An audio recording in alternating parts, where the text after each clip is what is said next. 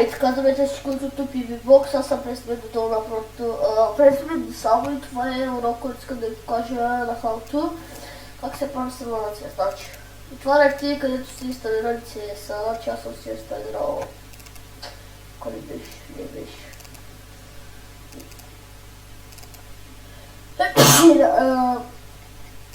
Къде беше? Ето, къде съм си инсталирал CS-а. Вот къде съм справил, това съм инсталирал CS. Значи, отворяте извън прозорче хода са, изчаквате и така, тук избирате на Counter-Strike, тук избирате как да ви се казва сървъра, както искате обикновено.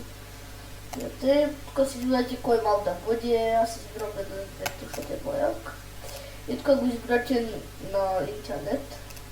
На колко плеера да влизат, колко хора да влизат във вашия сървър.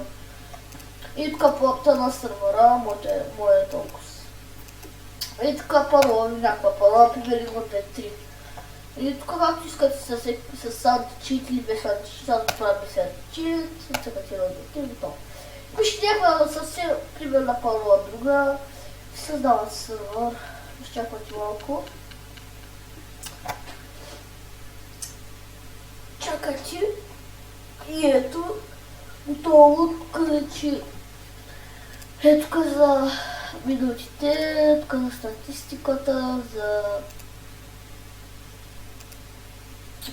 друго, за плеерите, колко хора влизат в сървъра, къде са паднатите, за конзолата, може да пишете металист да си видите вашите подини, аз още нямам така, че съм си сложил.